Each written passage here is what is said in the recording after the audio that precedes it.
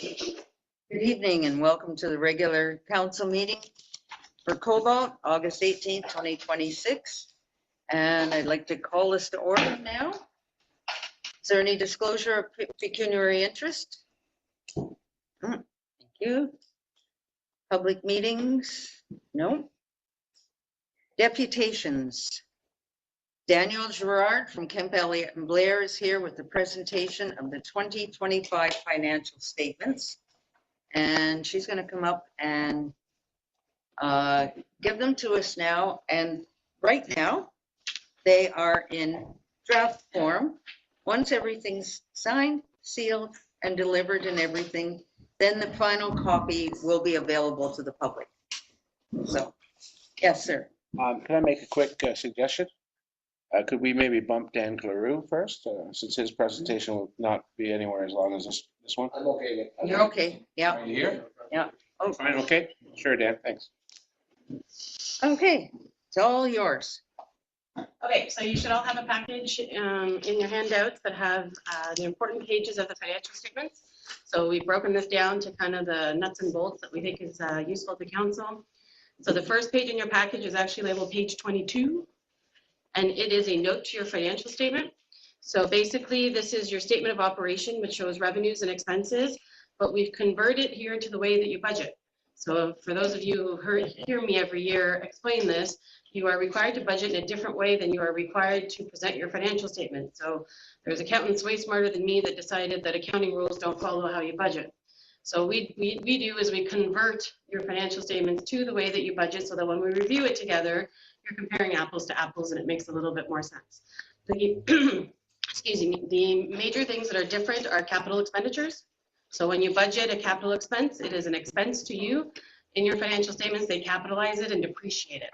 Long-term debt is the same. So the repayment of long-term debt is an expense to you in your budget, but the way that your financial statements are reported, the principal payments go through your balance sheet and only the interest expense is on your statement of operations. So those are your two biggest differences.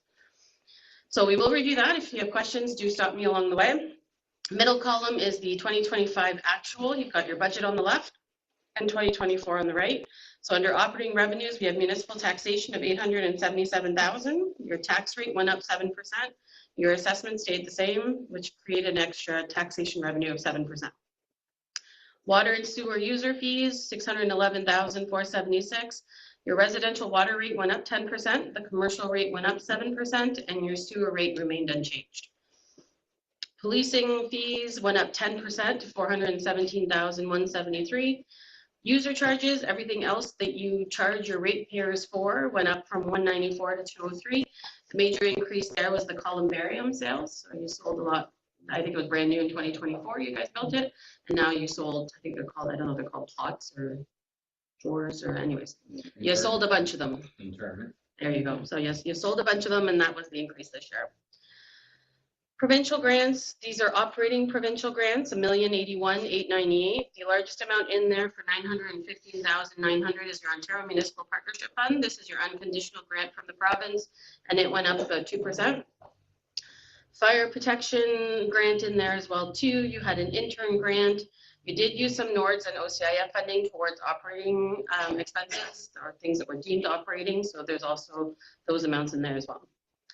Federal grants, $113,000. Most of that is gas tax that was used on repairs towards the water system. Revenue from other municipalities, $32,000. The water from Coleman increased because they helped to fund some of their major repairs that had to be done. Investment income, $8,691. Interest rates are down. You had less money in the bank, so you had less interest income this year.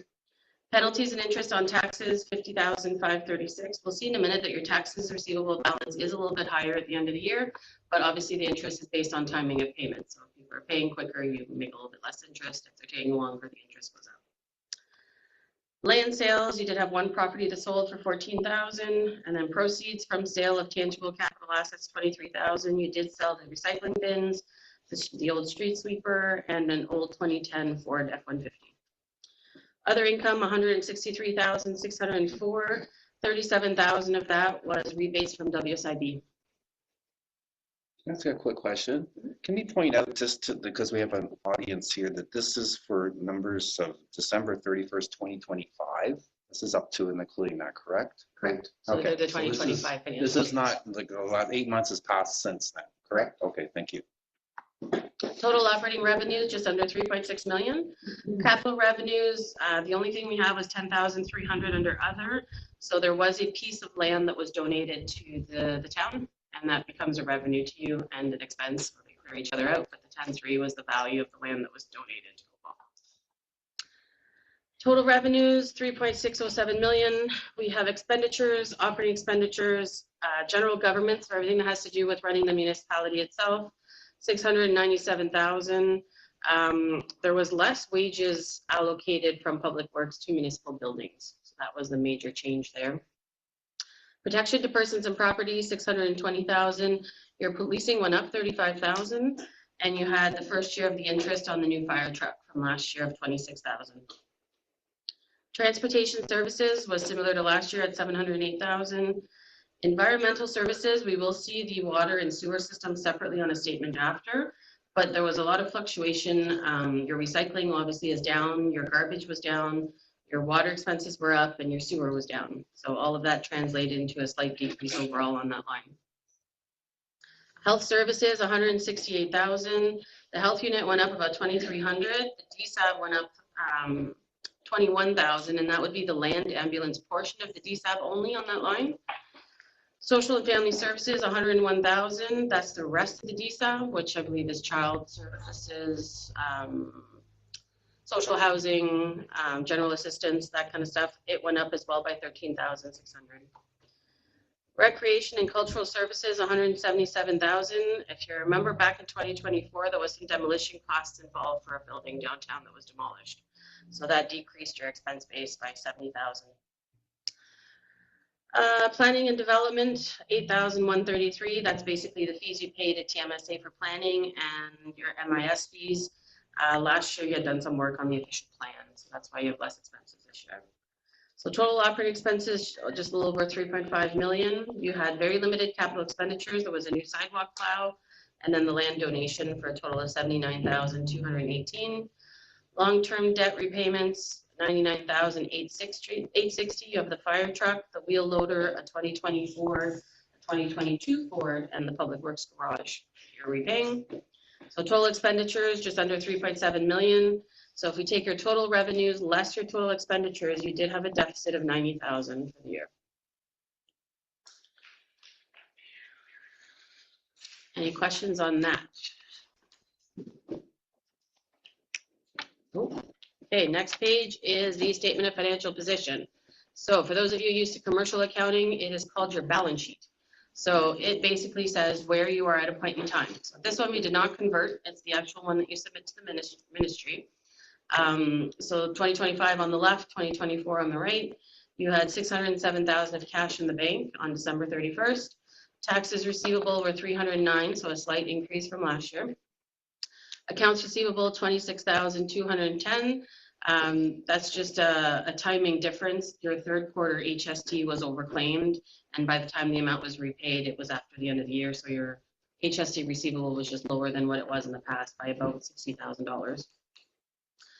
Accounts payable and accrued liabilities, 325,000. Again, timing of when payments are made, whether you make a check run before Christmas or not.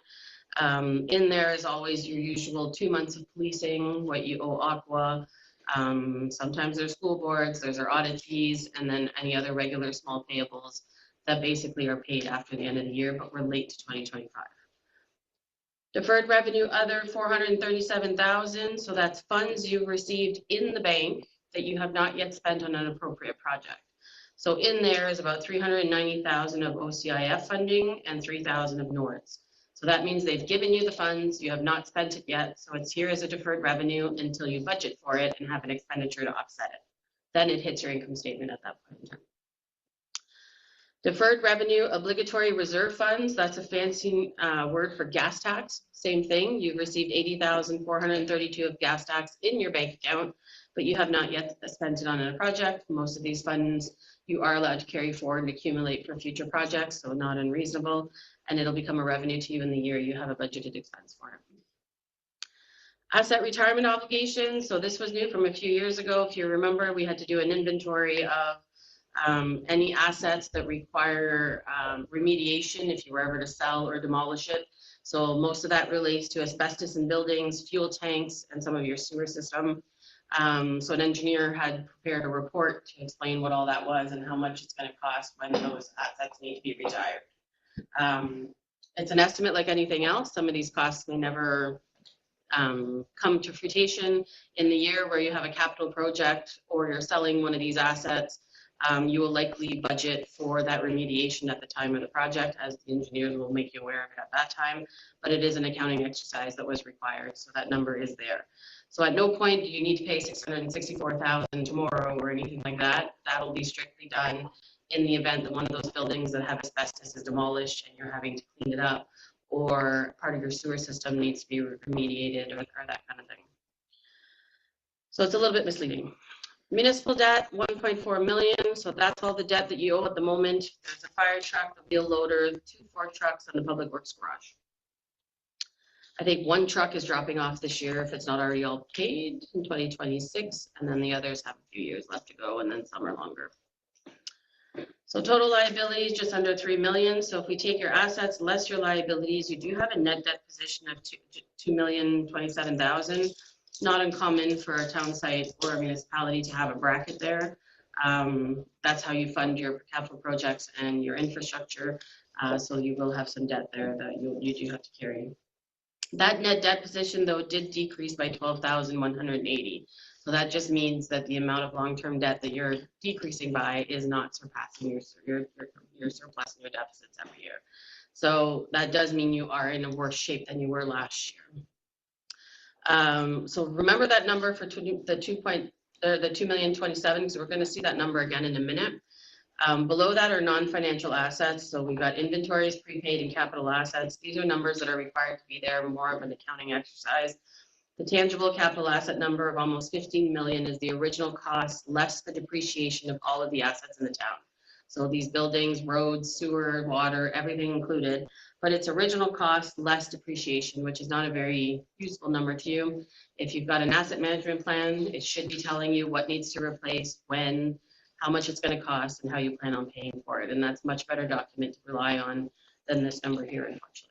So we'll tell you to ignore all those numbers and just keep an eye on that 2,027,000 as we'll look at it again. Any other questions? Any questions on that? Okay, next page, page 16. Again, it's a note to your financial statements. We're looking at note 13, which is called accumulated surplus. So that 2,027,000, if you go about 3/4 down that note, you should be able to see that in brackets. Now, just above it, we are backing out the unfinanced asset retirement obligations and the unfinanced municipal debt. And the reason we do that is because you're not paying those 2 things tomorrow. They are going to be budgeted for in future budgets, and it's not a cash outlay that's going to happen immediately. So principal payments and interest are going to be budgeted for in future budgets, and the asset retirement obligations will be budgeted in a year where remediation is required. So if we back out those 2 numbers, look at the number just above it, that's 99,126. So that's your financial position, ignoring those asset retirement obligations and that long-term debt. So that's basically the cushion you have to operate for the following year. So it's a positive number, so that's exciting. But it is a plus. It's 99,000. It's not a big number for the size of the town. The concern there is that it has dropped based on the deficit for the year from 197 to 99. So if you have another deficit of the same size in 2026, you are going to be in a bracket. So that's the important part, is that cushion is slowly dwindling down and it's eroding, and you're soon going to find that there is no cushion. As that cushion disappears, cash flow becomes tight. The reason your bank account looks healthy is because of those deferred revenue. Grants have come in and you haven't spent them yet. So until you spend them, your bank balance is fairly healthy because of that. But if you start spending some of the money on the grant money on expenditures and capital, you're going to slowly realize that as this cushion starts to dwindle, things are going to get a little bit tight. So that 99 has different allocations. Some of it is at your discretion, some of it is not. We still do have a library reserve of 18,000. something to discuss at the library board, but I'm not sure a reserve is necessarily necessary anymore. You'll see in a minute, there's also a library deficit. My suggestion would be to squeeze the two together and just have one surplus or deficit that you're carrying. If there's not an actual reason to have this reserve, it's probably causing more confusion than nothing. But now that you're carrying a library deficit, I would likely eliminate the reserve and close it out into that deficit so that the library is not running with one number.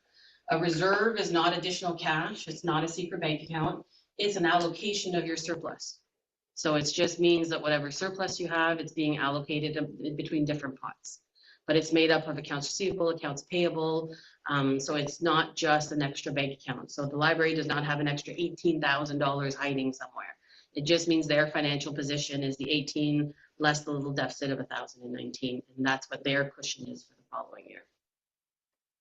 Okay, does that make sense to everyone? Mm-hmm. That reserve has remained untouched for as long as I've been here, which is about 17 years. So that's why at this point I would say, let's just have one number, and that just makes things a little less confusing for everybody involved.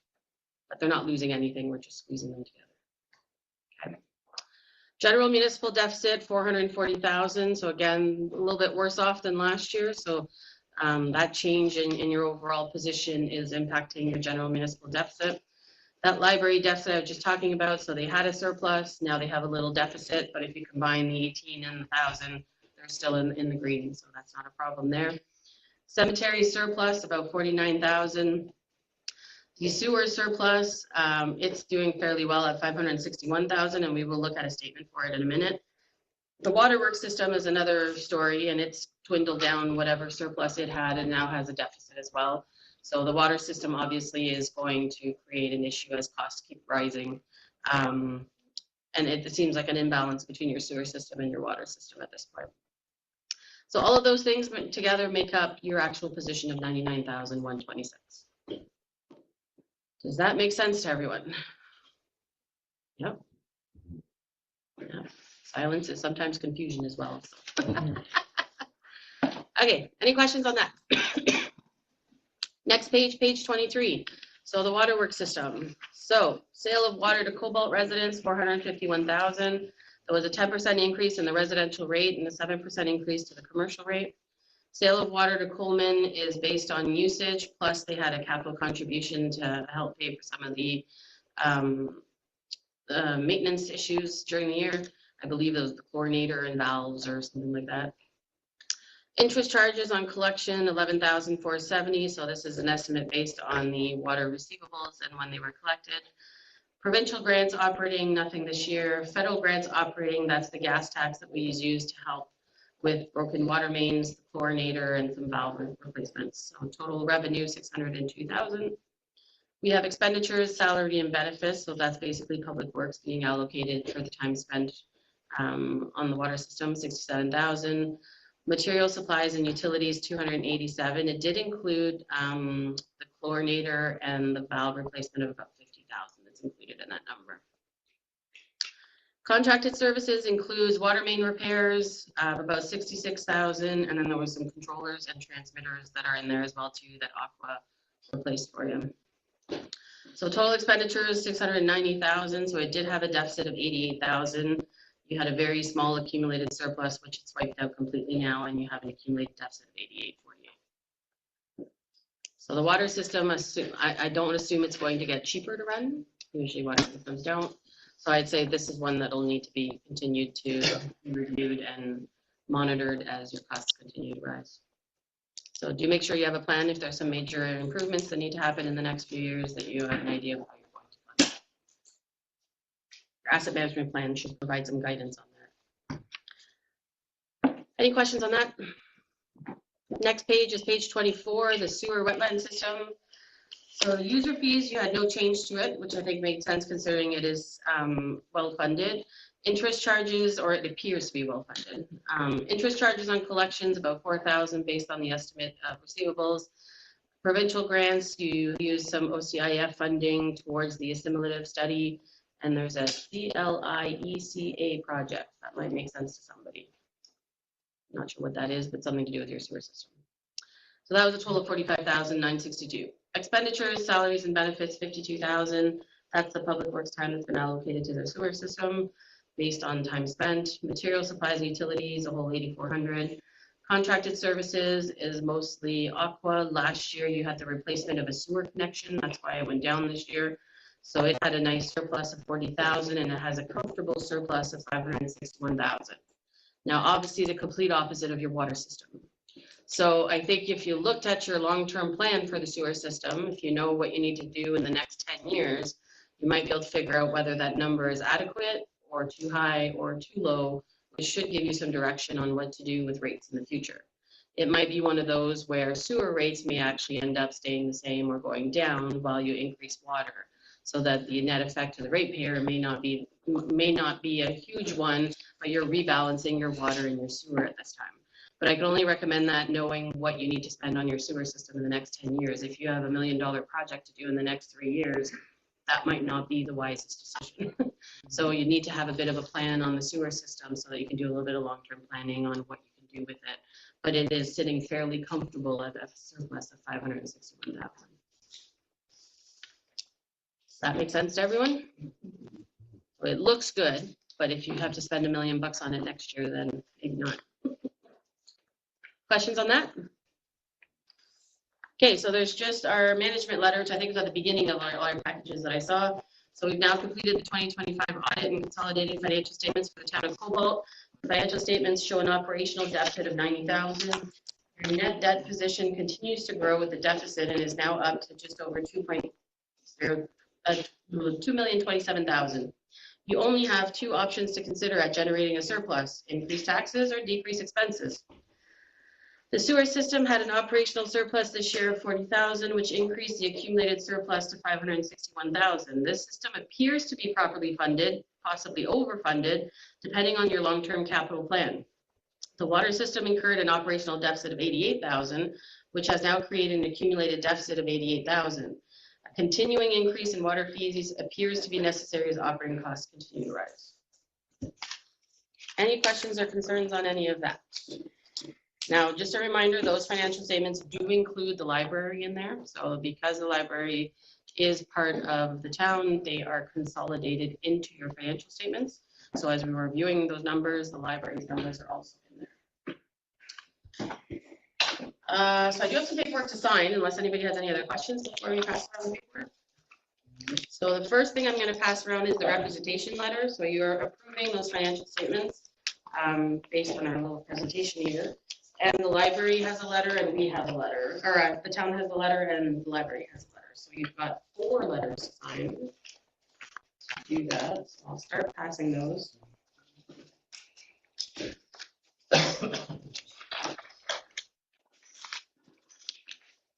You're first up. I do have a few questions I need to ask while you guys are signing. Does anybody have any fraud concerns or concerns about financial propriety? And that's just something that we are required to ask at every meeting because you are charged with oversight. So in theory, you're the umbrella of the organization. So if you were aware of fraud or aware of anything like that, it's important that we're made aware of it. I assume silence means no. Does anybody know of any lawsuits that are not covered by insurance or anything new that's happened since December 31st that we should be made aware of? Something significant that's happened that would be noted in your financial statements or anything like that? Nothing, nobody knows of anything. Okay, that's all I've got for the 2025 audit. Any other questions or concerns?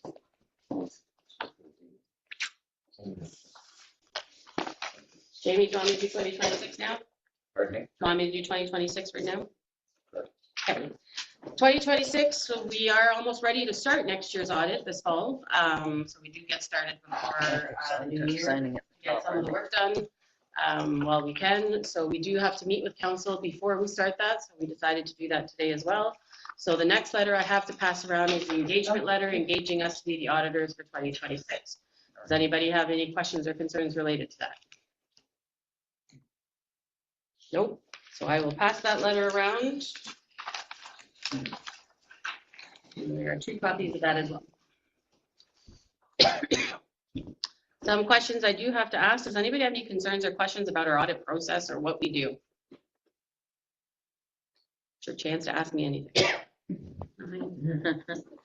Materiality. So when we prepare our audit, we pick a materiality factor that we think would impact the user's decision making. So for Cobalt, we use 45,000. So 45,000 being the accumulated errors that could happen in the financial statements that we think would impact your decision making. So if there were more than $45,000 of errors, we would make sure they are all fixed. Sometimes we have an accumulation that is below that we don't think is considered significant. So 45 is what we use for our testing and to make sure that things are correct by that amount. Does anybody have any areas they believe are higher risk where you should spend more audit time or concerns or anything like that? Anybody have any knowledge of fraud or any concerns about possible fraud? Internal control discussion. You do not have 15 people in your accounting department to properly segregate duties. So your controls are very limited to mostly second signatures on checks, things like that. So the onus comes on council to be the umbrella of the organization. So it's important you guys are always asking questions. If you are the second signatory on a check, make sure you are reviewing the backup, the amounts, who the checks are made out of, or made out to, and that the expenses are reasonable town expense. And make sure you ask questions if there's something that seems unusual or odd. And if you're reviewing any other reports, do ask questions if you're not understanding anything. That's it for me. Any other questions or concerns? Thank you. Okay. I'm going to give you this.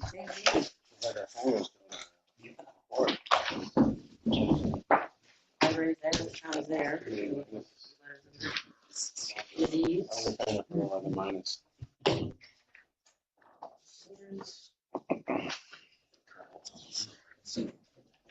I think if I might, while she's finishing up there, the one big number on the sewer wetlands operation is accumulated surplus.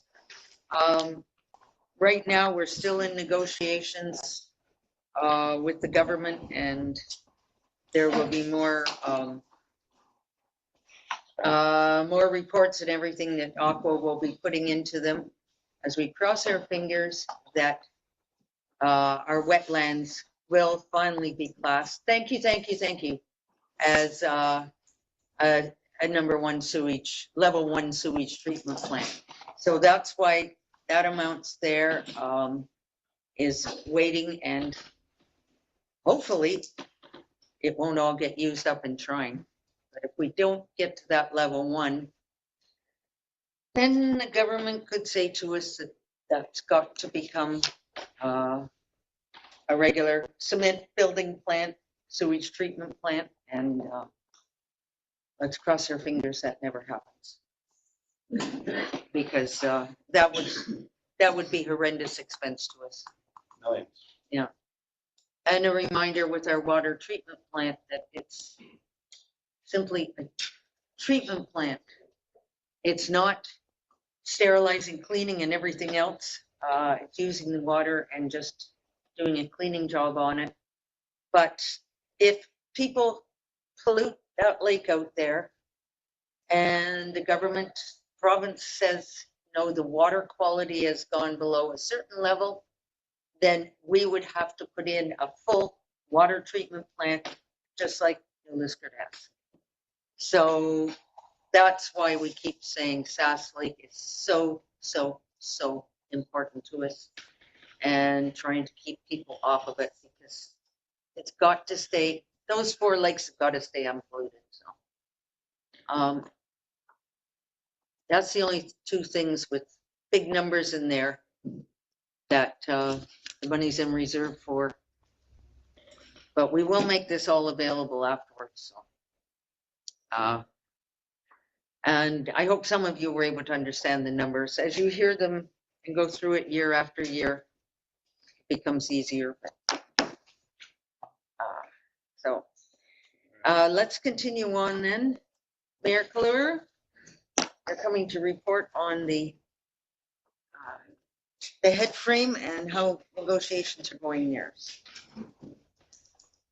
Negotiations, sure. This won't take very long. I just bring up council up to date and community update. I've been talking to Agnico probably 2 or 3 times a week. We do have a quote for the removal of the stiff legs, but now I see that you want some documents signed with council, Cobalt, I presume, Historical Society, which is fine, but we just had our council last night, so I'll have to call a special meeting, which is not a problem, and get moving on it. The Agnico is very impressed how things are moving along. CA was made a comment that he wants full cost of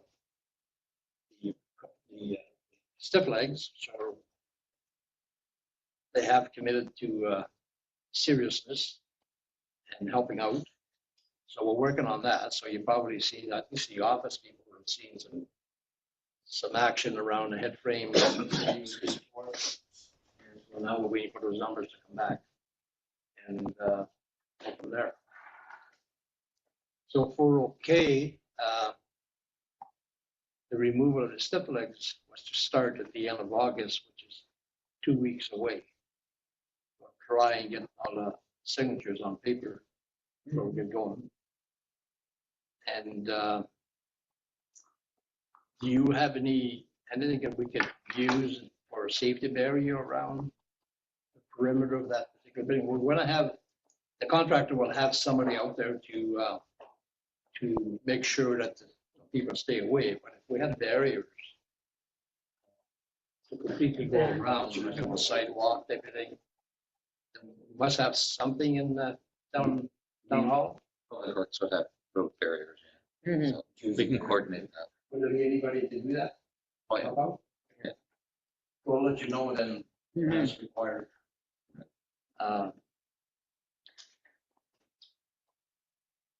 So like I said, the end of August, that's when you want it to start. So hopefully things right now, Toboggan, big storm they had a couple of weeks ago, flattened everything out, a couple islands. So As long as they don't have another storm. Because those poor guys. Like tonight. Huh? Like tonight, yeah. We got the advice of a lot of people regarding the stiff legs, and we're getting a quote on steel legs, a light steel, because it's not supporting anything. So light steel, and that'll last painted, that should last. It's going to outlast all of us. So if everybody agrees on that, then we'll move on and forget about the timbers, because I believe that's twice now, or at least these timbers have been replaced before. Yeah. How many years ago was that? 10 years, 15 years? You'd have to ask Gino. You know, it's got to be at You least. guys know? Over 10 years. Yeah. The other thing, my other question is I'm unsure, and I'll talk to you, Jamie, in regards to that. Like the building inspector, we want to make sure he's involved. Who is your building inspector? Same gentleman as us, like Barton? Yeah, Dave Burke. Okay. So I'll make a phone call to see what's required, to make sure he copies you on that up on the site. Or the 3 of us can sit down, we'll take a look at it, and if something's required, we'll start the process. If not, well, that's for I don't think we need anything for the timber, make it safe, but for the steel legs. Yeah. So we'll go with Dennis, not Jeff, but Dave. Dave Burke, yeah, not Yeah. Jeff. Okay, so there you go. So we've got that. It's just a matter of a phone call then, when we're ready, and go from there. Okay. I do have on file, which I can share with your records, the WSIB number for a particular contractor, which I'm not going to mention any names now, but I do have his WSIB number and his clearance certificate. And there's another item I'd ask for, but anyway, I've got 2 documents that you'll probably require, just in case something happens. Working from heights, that one? Pardon me? The qualification for working at heights? Oh, yeah, they're all, well, that WSIB would require that right off the bat. Yeah. Is there special insurance for working at those heights? Insurance. You'd be special, but it's a special kind, right? Well, he's got the climbing insurance. Oh, that's right. He'll supply that. Okay. Or your files also. That's Okay, great. any other questions or? Things seem to be moving slow, but they're moving quite fast actually Yeah. when labor is short and all these things. Mhm. But at least the safety part of it will be out of the way. That's good. If it takes a little longer for the step line, well, so be it. But I mean, and Agnew, I think Agnew would be on the same page, make sure nobody gets hurt and safe. And the step legs, he may require an engineer to come and take a look at it. He may not. I prefer yes, but we'll go from there. Just a statement of something. Okay? Okay, So sounds as it great. develops, I'll be back and then how often you have meetings? 3 weeks? 2 weeks? 4 weeks? 4 weeks. Winter and summer? Oh, yeah. Mhm. Sometimes every 2 weeks, sometimes every 1 week. Special meeting or? If we need to, we call special meetings. Yeah. Regular is every 4 weeks, so, yeah. If we need any more, we'll do that. Your evening. Thanks, Dan. Okay, and thank you very much for all your help on this. Okay.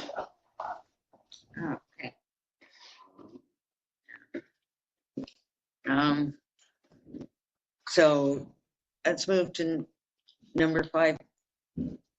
Okay, Gary, would you like to present your letter? We do have it in here. Okay. That's, Gary's letter is down in.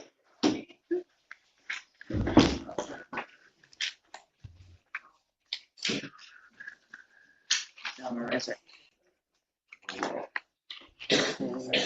Council.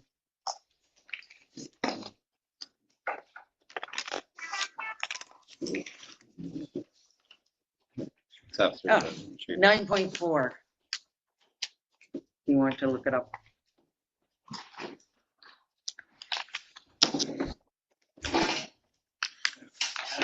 Here, do you want that copy here? Pardon? Oh, okay. Same, you can throw that file Keep your file intact. in.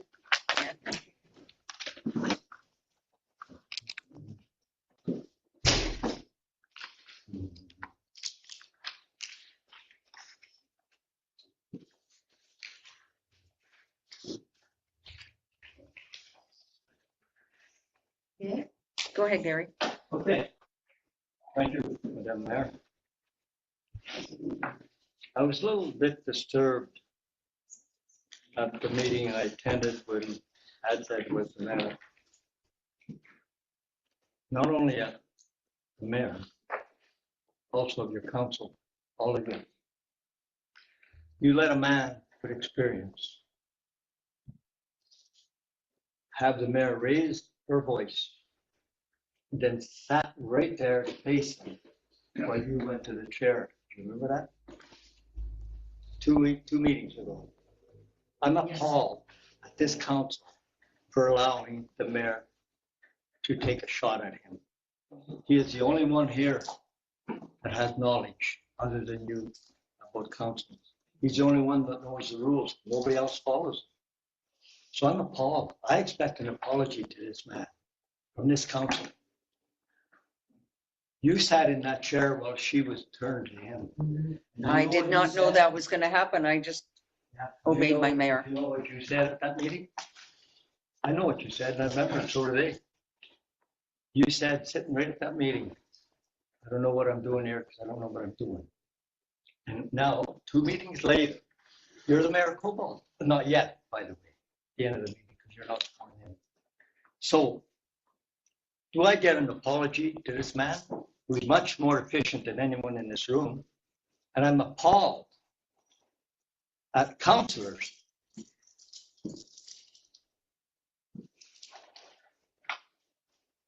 that discussed my name and a friend of mine who's running for mayor with a bunch of people. And Gary, you know that one. Yeah, don't.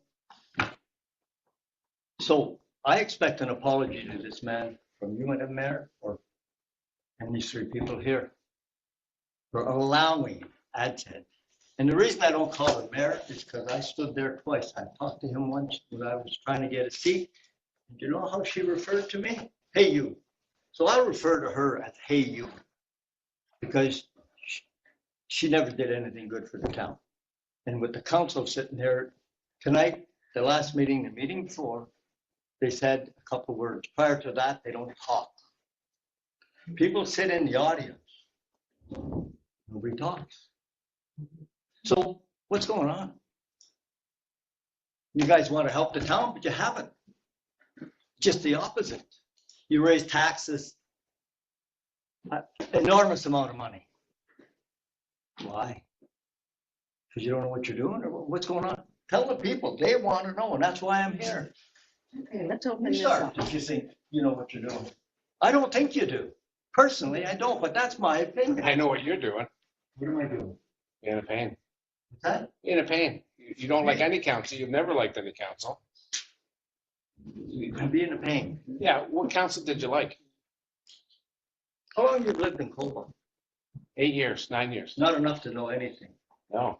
I can ask this gentleman right here. A while back when he's asked what he knew about any of the stuff going on in Cobalt, was he ever in the military bunker? No. Bunker, which is priceless.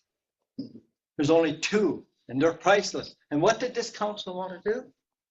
I know, I was sitting right there. You want to close them down. You want them out of Cobalt. Give them 1 year lease. You want them gone because you don't know anything about anything. And I'm not shy to say it, and I will say it. If you want to come after me, please jump in. I want you to. The theater. Okay, Gary, may I jump in? Time's up. No, No, it's Gary. No time. You know why? Before you gavel it, No, I'm speaking to you, Gary. then tell him to be quiet. Yes, Mr. Hughes Be quiet. can.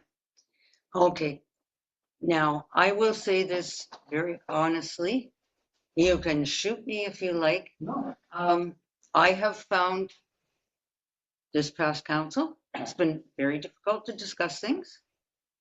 And other past councils, if I know Councillor Wilcox knows every single rule. But sometimes if you keep jumping in with those rules, it has totally ended the flow of conversation too many times. And I'm sorry about that. We have frustrated. Sorry about what? Excuse me? Sorry about how we feel, but I have felt this council has tried to express things and has been stopped. And tried to express things and has been stopped. And that's been our frustration. And I hope that we can open up and I would like to see that we don't worry about every tiny rule and how things are said. But you do. But no, we don't. You do. He does. Let me tell you the story. I asked you to speak at the last meeting. Yes, I know. What did you tell me? Please answer me exactly what you Okay. said. For the public here, the reason why we said no was because we had the head frame issue come. And this was a lot of people coming and wanting to know about the head frame. And it was okay. Everything was tight there. Yours and Mr. Caluru's. But we wanted to get the head frame issue dealt with. I agree. And Okay. I'm glad Dad's on board. That's, yeah. And that's why we put you for here. Yeah, but this council wasn't doing anything till Dan and the committee come in. And please, and because it was going down, the whole building, which was no need of it. No, but that building's been in bad repair. The Historical Society is supposed to be looking after it, and nothing was done, It was them to start, and for at least 3 years, and nothing happened. So it's like, if they're not going to jump in and get support and do it, okay. Do you happen to know the story about the Penn Center? Of course I do. You do. You know where it was built? Yes. Yeah. Do you know how far down in the ground it was? How far down? in the ground the head frame was before it did anything? No. You have approximately 80 feet of clay. Do you know how they got it out? Because I was one of them there with my truck. Okay. That's what you people don't know. You don't know nothing about its history of Cobalt. Mr. Wilcox can answer you anything, but you don't use him for what he should be used for. You sit there and let a mayor berate the man. He's the only one here that knows anything. The only man. You told me on tonight I couldn't speak, but I'll tell you what you said. Right down the bottom of the stairs. Very interesting. You said, no, you can't speak tonight. Then you turned around and said, you flooded my yard out 40 years ago. What's that got to? It's not a joke, ma'am. It's not a joke. Please don't laugh.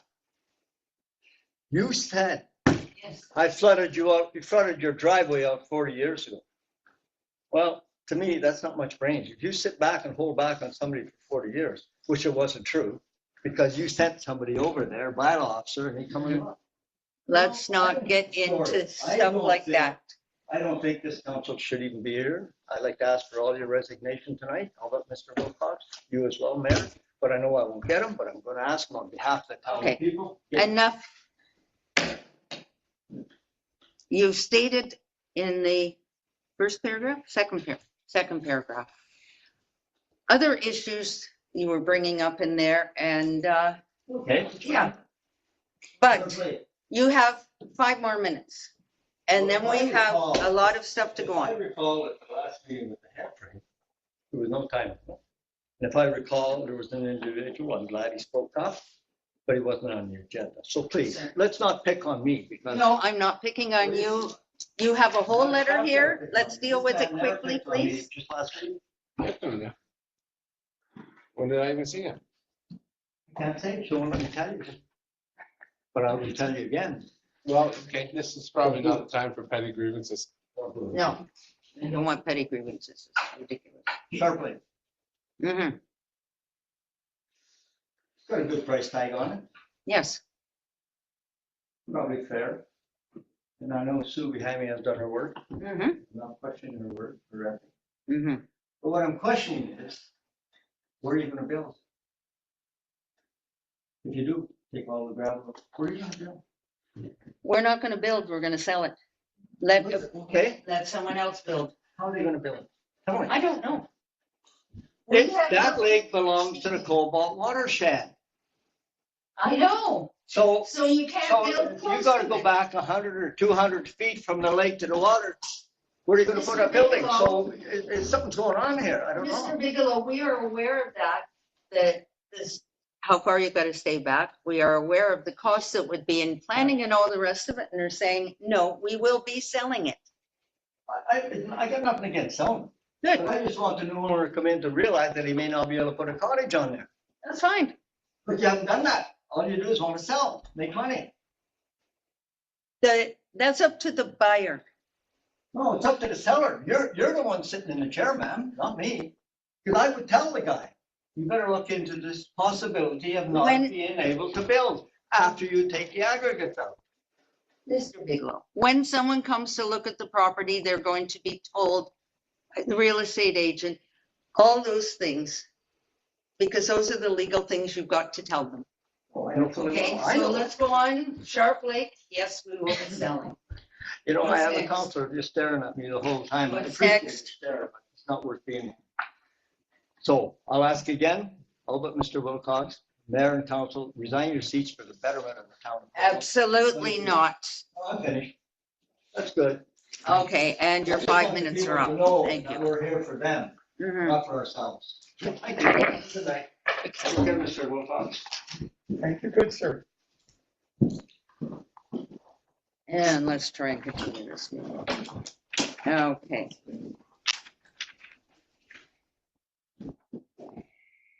I hate to help you out, but I know you don't want me to cite rules. That's okay. Okay, now, number 5, adoption of meeting agenda. Pardon? Yeah, okay, where are we at? Okay, draft motion. Be it resolved that council approve the Uh, Agenda. The agenda, no, we're making a slight change to it, of the regular meeting dated August 18th, 2026, as presented. Now, head frame motion, back in our package was listed as 8.6, and it will be 8.7. We had two 8.6s in there. So that would be the amended agenda. Can I have a mover and a seconder? Councillor Hughes? Seconder? Okay. Councillor Ward? All in favor? Okay. Now, adoption of previous council minutes. And here we go. So we have, be it resolved that council approve the following minutes as presented. Regular meeting of council, July 21st, 2026, and the special meeting of council, August 12th, 2026. Mover and seconder? Okay, Councillor Starchuk. Seconder? Hughes, Councillor Hughes, all in favor? Okay, now we have staff reports coming up, and the staff reports are a very thick package, and as much as we can, as they're dealt with, and parts of the staff reports that can, that aren't mentioning people's names, stuff like that, will be put out into the public afterwards. Because so much here I really want you to know about. So first of all, 7.1 is the bylaw enforcement report, and that was for June. And so that report is in there. And I think that's not a report that can be put out because it mentions addresses, doesn't it? Yeah, so that's a report that our bylaw officer has to watch, come back to, and follow up on all the time. 7.2 is the tender to purchase surplus properties, and we're talking about 39 Watson Place and 29 Hudson Bay Road. And these are sold. So we will be passing them through, but the tender, 39 Watson Place was $14,500. And this is a small piece of land, 6,300 square feet, and it is suitable for a dwelling. 29 Hudson Bay Road, it was sold for $14,500 as well, and it is also suitable for a dwelling. And seems to me, I think if I've spotted the place right, anyone remember old Mr. Magoo from years ago? I think that was where his old house was. Pardon? Is it down farther? Okay. Place that they burnt down, the town burnt. Okay, yeah. So those are the two buildings that have been sold, and we will be passing that through in the bylaws afterwards. It's not suitable for a house. Okay. 32 Earl Crescent is coming up, and so it has, that's yeah. We had an offer on it, but Yeah, it was low. that's right. And we had a low offer on So- it. So this one will remain still, the offer was rejected. It will still remain. Well, we want to see if we can sell it for this. In the next stage. Okay. Valuation 6,000. Yeah. So we're looking 6,000 to 8,000 hopefully, and the offer was far lower than that. The manager is allocated that if an offer is 15% from what it's posted for, then he can just go ahead and finalize the sale. If not, if it keeps coming back, then that's got to be a council decision in the end. The next big one is leases on municipal buildings. And while we're at this, that's 7.4. we have been knocking this around in council forever. The municipal buildings that we have, the tourism entities that are in there pay no taxes, have paid no rent, and the town has been supporting those buildings all along. There's part of the reason why we fall behind every year. It comes out to, we have all the details of which building and what costs and everything, but it comes to about every year about $70,000 of taxpayers' money go to fund those buildings, and that works out to between two. It was just a guesstimate because it would take forever to go back and look at everyone's tax bill to get a percentage, but Cassie guesstimated between $200 and $300 of your tax bill every year goes to fund those buildings so that the various tourism entities are living in there rent-free. Now, every year we go behind and behind, but in the teen years, we were trying to help out, councils were trying to help out, and we were giving a grant $10,000 to each year. Well, we got to the point where it's like back near the end of the teens, we can no longer do that. We're getting farther and farther and farther behind on resources, and we had to stop it. And they were on their own. Then we did look, before COVID started, councils were discussing forming proper leases and looking at rents, whatever we could do to get some help back from those tourism entities.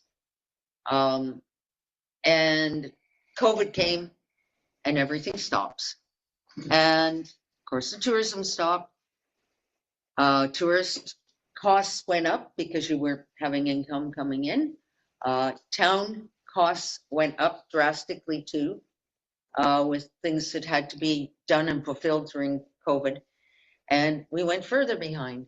Now we've waited and waited after things opened to give the tourism groups chance to get caught up. And now is the time that we have in this package formal leases put out, the costs that are incurred by each of the different tourism groups in their individual buildings.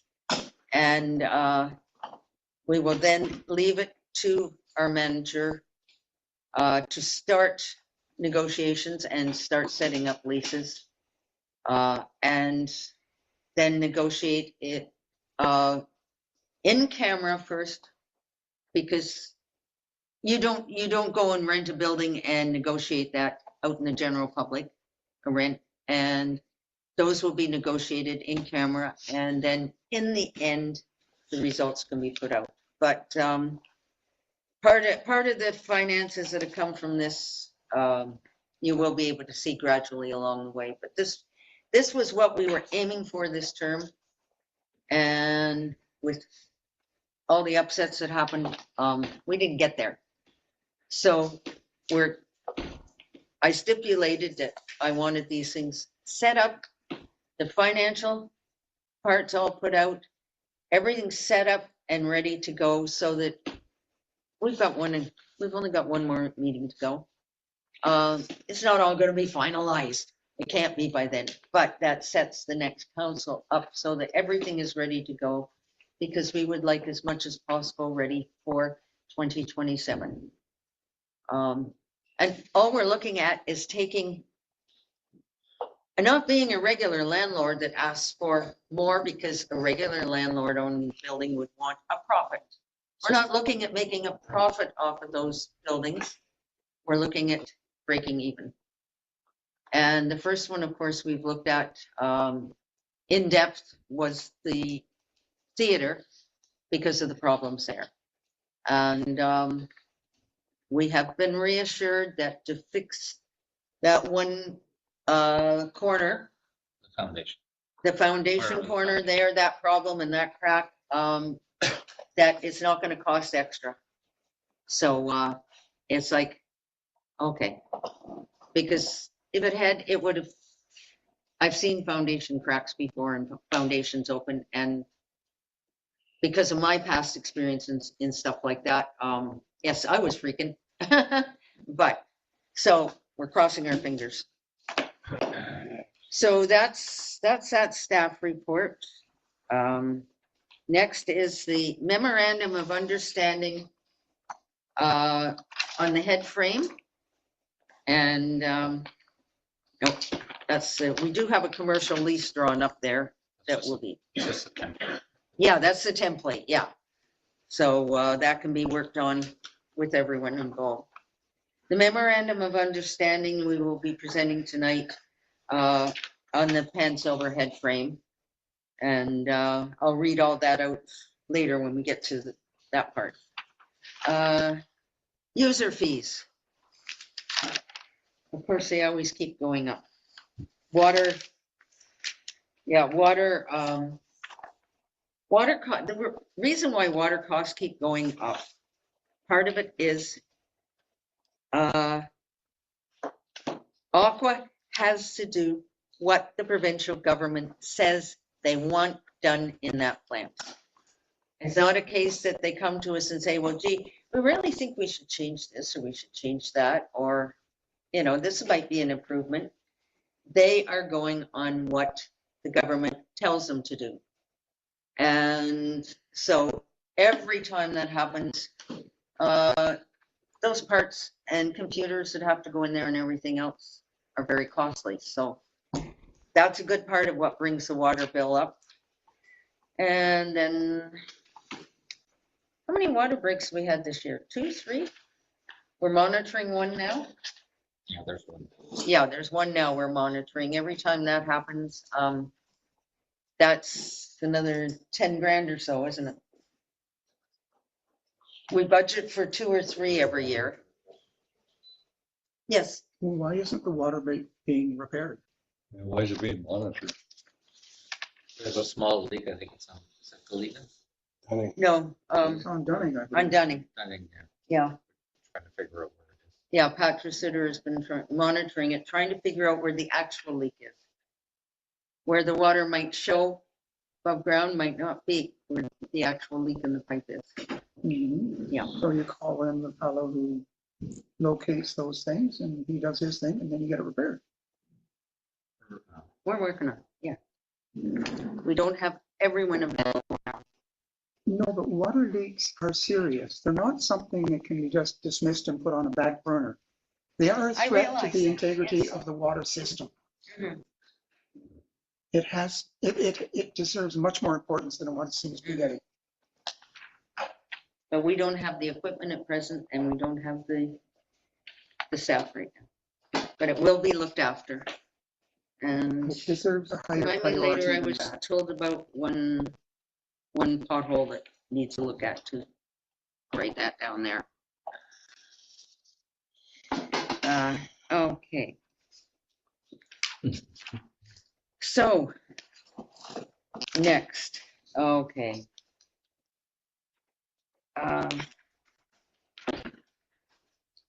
Okay, so I've given you all those, the discussion, ready to, oh, we didn't get a mover and seconder, did we? For staff report, sorry. I read too fast and skip. Okay, mover and seconder for staff reports. Okay, Councillor Starcheck. Who else? Okay, thank you. Councillor Hughes, all in favor?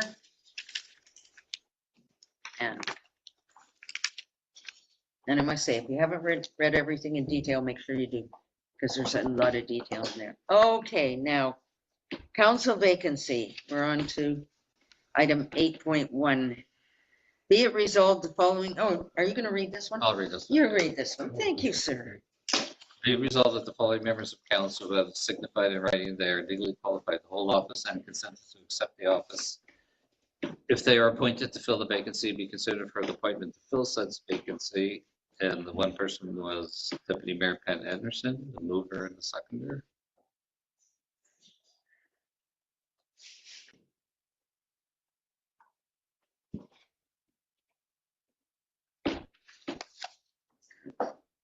So,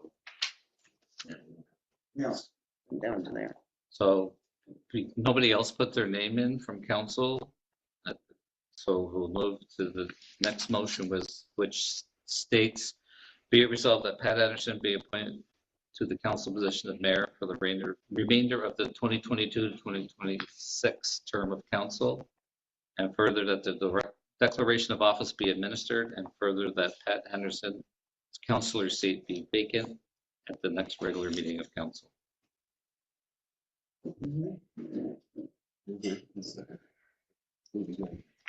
All in favor? Those carry. Mhm. Oh.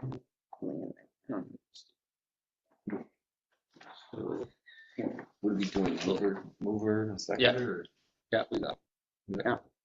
So. Read your, I get to read. oath of office. Oh, okay. So oath of office, Municipal Act 2001, SO 2001, C 25, S 232, in brackets 1. I, Pat Anderson, do solemnly affirm that I will perform the duties of the office of the mayor faithfully and with integrity. I will abide by the statutes, bylaws, and policies that govern the town of Cobalt and will promote openness, accountability, and responsible leadership. And I will faithfully perform the duties of my office and will not allow any private interest to influence my conduct in public affairs. I will dedicate myself at all times to acting in the best interests of the residents of the town of Cobalt. And I make this solemn promise and declaration conscientiously believing it to be true and knowing that it is of the same force and effect as if made under oath. And sign. And all. Okay.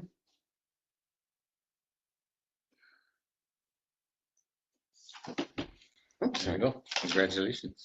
thank you. Congratulations. I thank you. I thank you for that. And the next part in there for, normally, my position on council would then be advertised for replacement because we're Too close to the too election. close to that 90-day period. That would be for the next meeting, it would be declared vacant, and that's in the 90-day period before the election. So then it doesn't have to be. Yes. So the money for the council seat, where does that go? There'll be money left over, right? Well, it'll just, don't worry, it's just go, it'll just stay general revenue. Mhm. It'll go to general. Yeah. No, I won't get double pay. No, I know, I'm just saying, where's it go? In fact, I'm not worried about that. If I still got paid as counselor, No, I understand. that's fine. Yeah. But yeah, it would just stay in general government and be a wee cost savings there, so. Yeah. So that's good, because it's only 2 more months anyway. Yeah, and sort of on that light, because the October meeting would fall just at voting time, between the early vote and the regular vote, we will not be having an October meeting, obviously. So after, we'll have the meeting in September and then continue on. And then the new council will start Yeah, 'cause in November. you're going to be lame duck after Friday. So Yeah, we're lame duck after Friday, so hopefully we can work that's why we've got lots to finish off. And I hope we will get more candidates running. And it. Getting there. we're getting there, yeah. We're up to 3. There was one more on the list today. Yeah. Yeah, who I do not know, so. Or I might have met, but can't remember a name. It should be normal. Okay, so we're on to 8.3. Financial statements. Financial statements as presented by Kemp Elliott and Blair LLP, Chartered Professional Accountants. Draft motion. Be it resolved that council receives the 2025 financial statements for the corporation of the town of Cobalt and the Cobalt Public Library as presented by Kemp Elliott and Blair LLP, Chartered Professional Accountants. Mover and seconder. Councillor Hughes. Oh, did you have your hand up? Remember, please, Doug? You got to make a bigger movement because of that bad eye. I'm watching it. Are you watching? Okay, thank you. Discussion. I think we've talked about it lots, and we will get the information once it's all finalized. My guess would be the next council will be starting when we actually have those final papers. And then I want those finals posted. Yeah, they'll be available in the office and on Okay. the website. Yeah, and on the website. Thank you. Okay, yes, sir. I was just gonna say, I just wish it was more current, because it's 8 months ago, like, lots has Oh. happened since then, it's just Okay, old news. explanation for that? Because it was only 3 weeks ago we did, another one of the Yeah. accountants did Tomogamy Medical. I don't know whether they're the only ones in this area that can do it, or one of the few. And I know whenever we do joint stuff municipally, and some of these things that the province hands down, that's gonna cost us more and more money, and we do joint stuff, there's 26 municipalities that they've got to go through.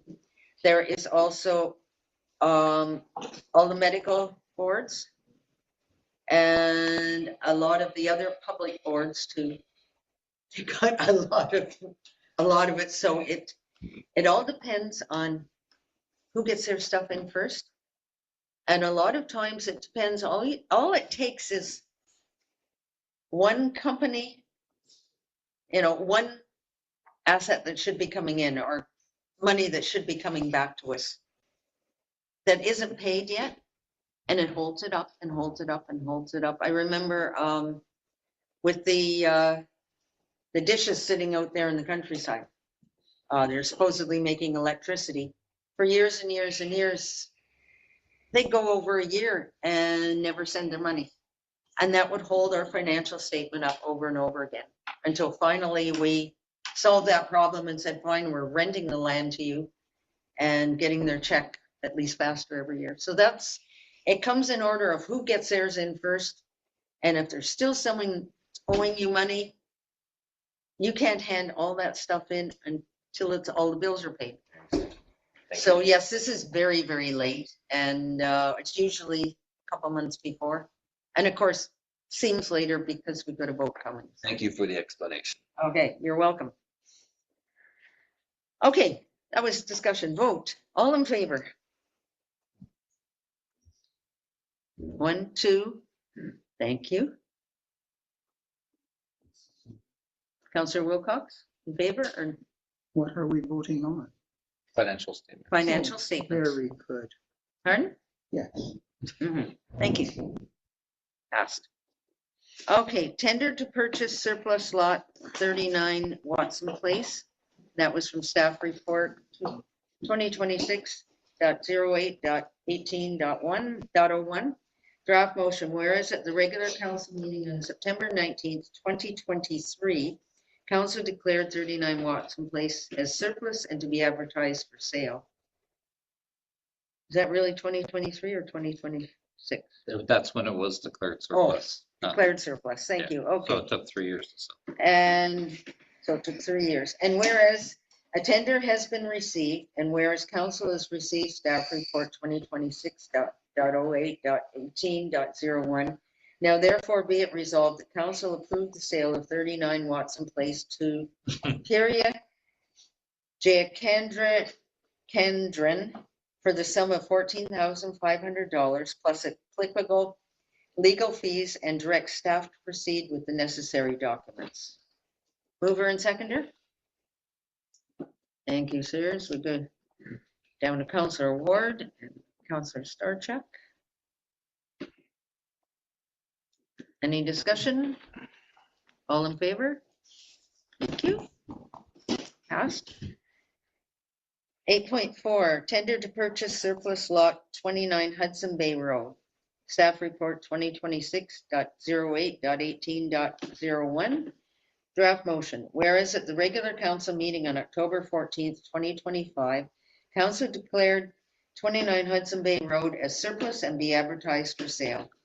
And whereas a tender has been received, and whereas council has received staff report 2026.08.18.01, now therefore be it resolved, council approved the sale of 29 Hudson Bay Road to Jeremy Travis for the sum of $10,000 plus applicable legal fees, and direct staff to proceed with the necessary documents. Mover and seconder. Okay, Counselor Sarchuk. Anyone else? Seconder? Counselor. Counselor Wilcox? Did you- Yeah. Oh, okay. Yeah. Discussion? Yes. Yes? Can they build there? There's no sewage there. It's a very small lot and it's right close to the creek. Let's go back to, Just throwing that out there. it did say on, oh, I see a picture. Is this the one? Gotta be like 50 meters from the creek or something. It's an awful small lot. Mm-hmm. That's, oh, Hudson Bay Road. Let's find it. Got it. Is there room for, there could be room for something. It's zoned residential and it's got potential use on here. It's 0.14 acres. So it is a small lot. And, Half of it's a hill. pardon? Half of it's a hill as well. Half of it's hills. You could have a hillside house. Dig in the hillside? Yeah. Unless it's rock, of course. But they are willing to buy it, use it. Yeah, Just throwing that out there. yeah, thank you. Okay, any other discussion? All in favor? Thank you. Carried? That was on there. There, okay. Yeah. Oh, 8.5, property to be declared surplus. That's 32 Earl Crescent. Draft, staff report 2026.08.18.02, draft motion. Whereas council received staff report 2026.08.18.02 with recommendation to declare roll number 54-08-008-001-12300-0000, known as 32 Earl Crescent, as surplus to municipal needs. And whereas one tender has been received, now therefore be it resolved that council declare roll, all that long number, excuse me, as surplus to municipal needs. And That means, that's the one that they wanted for parking? yeah, so we're Yes. gonna put it up for sale. See. Yeah. Mhm. So I think that that's a rock one and they wanted the property for parking.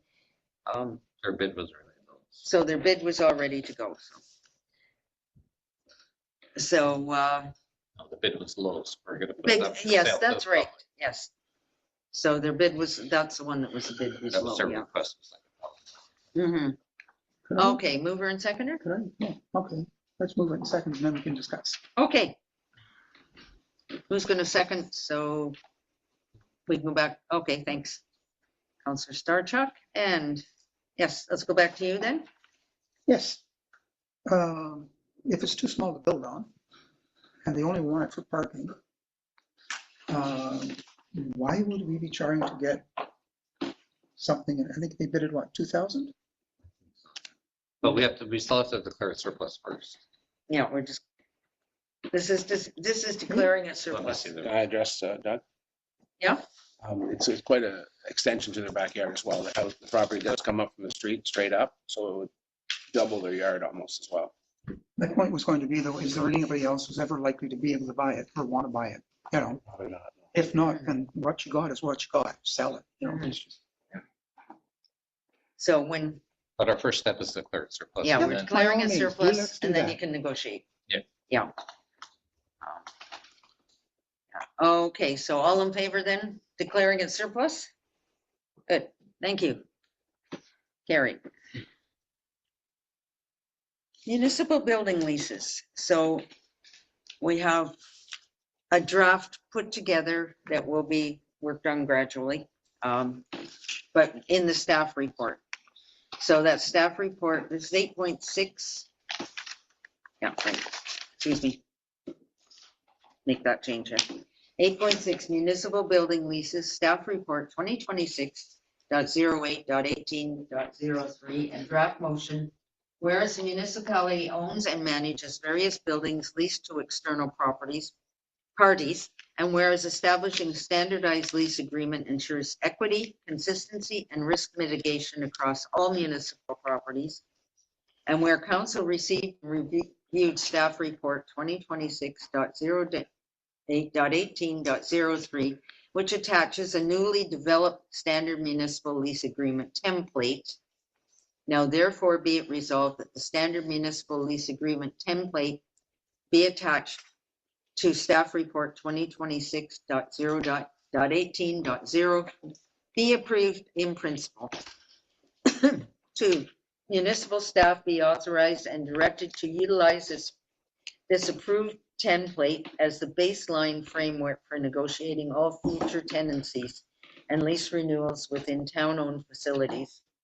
3, the mayor and clerk be authorized to execute individual leases derived from this template. So a mover and a seconder. Councillor Hughes and Starchuk. Discussion? Councillor Wilcox? I would like to move that this item be deferred to the next term, because that is the council that's going to have to live with whatever results from this. I would note that, well, the Bunker Museum, we would be looking to have them pay another $5,286, I guess, something on that order. The last business I can recall ever being in that location was a men's clothing store operated by Charlie Hutt in the 1960s. I don't remember any other commercial or retail effort being made in that space. So if you charge the bunker more than they can afford, then you have nothing in that space. So it's something, and that'll apply to most of these other items as well. So I think rather than saddling with the next council with this thought, that we should leave it over to them and see what they want to do. And therefore, as I say, we'll move to defer. And what we're doing is trying to prepare things for the next council. And so that, I don't know what the town as a whole, taxpayers, and this is what we'd like to know and have feedback. Are you quite willing that your taxes keep paying for everything there? But one way or another, we need a lease in there. If you read through the lease and all the terms in there, that provides a lot of protection from the group that's in there and protection from the town when things happen. It's a standard, it's pretty well a standard lease agreement. And no, we're not taking questions from the floor. Sorry. You're talking about something that you're not saying the whole truth, because in the bunker, it's in the basement. That makes no difference. Others above us. Yes, I know. We are well aware of that, Mr. Harrison.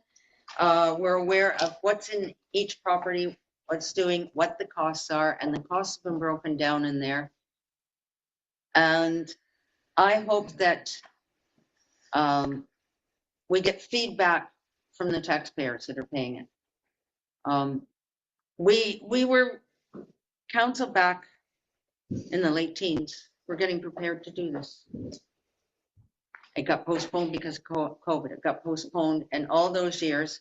So $70,000 or more of taxpayers' money goes into supporting those groups. And it's, are we going to keep bleeding and bleeding and bleeding and putting our taxes up more? Because those are costs over and above what is required to run the town. And so that's why we wanted to get this set in place. We've mucked around with it for years. It's not set in place. We're saying here is a lease agreement to look at. Here is considerations, and it will definitely pass down. We're not gonna sign a lease now. This is for the next government administration to do. Yes. Yeah, so you can put that on paper and then negotiate maybe Negotiate, yes. later, right? Mm-hmm. Yeah. Yeah. Yeah. I'm not gonna run around with the lease tomorrow and say, sign on the dotted line. Council had passed the motion to start negotiating with the Classic Theater. Mm-hmm. So we're supposed to arrange a meeting in September, Mm-hmm. just to get going. Yeah, and they are expecting a meeting in September. That's nice. However, point of order. I have made a motion to defer.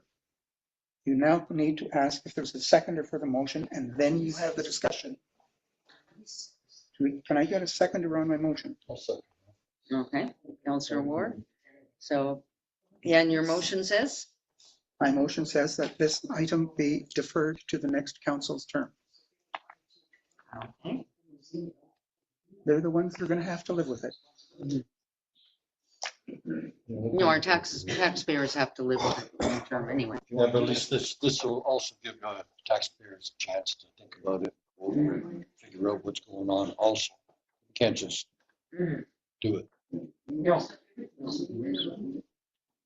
It's providing everything for the next council to start working on. Instead of starting from scratch. No. Any other, are we ready to vote? Sure. All in favor? Of deferral? All against? And I'm against. Mostly because we've been waiting for 8 years.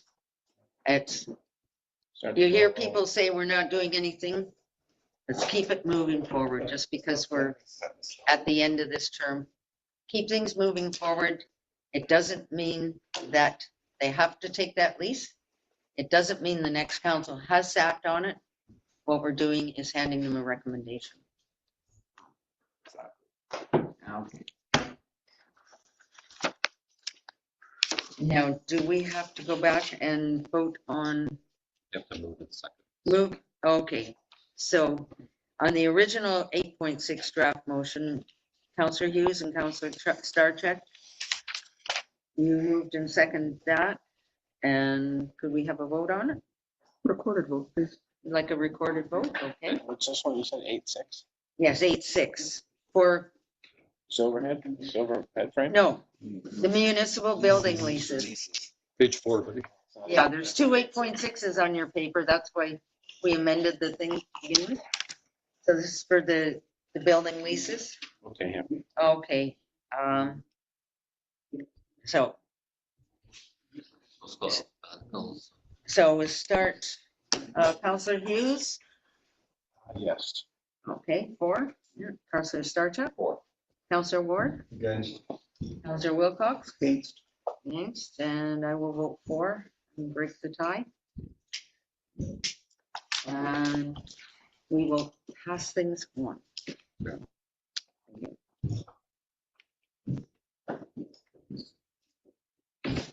Right. Okay. Now, the other 8.6 that's on here that I amended the agenda way back at the very beginning to make it 8.7 is the authorization of the Cobalt Historic Society as project manager for the Pan Silver head frame, the Willow Green Memorial Heritage Silver Trail Site number 14, as requested by Cobalt Historical Society. And that's from staff report 2026.08.18.04. Now, are you ready? Read all that. Do you want to read all that? Sure. I'm getting dry. Whereas the 1990s,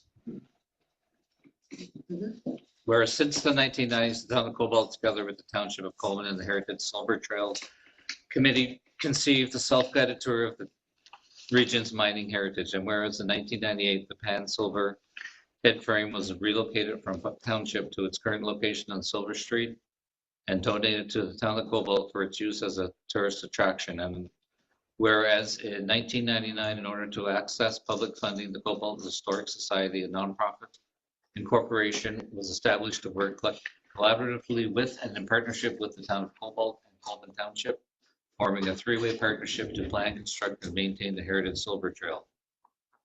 And whereas in 2003, on the 100th anniversary of the silver discovery, the pan silver head frame was renamed the Willett Green Memorial Site number 14 on the Cobalt Historic, I was going to say HST, Cobalt Historic Society. Heritage Silver Trail. Heritage Silver Trail, sorry, and the Cobalt Historic Society.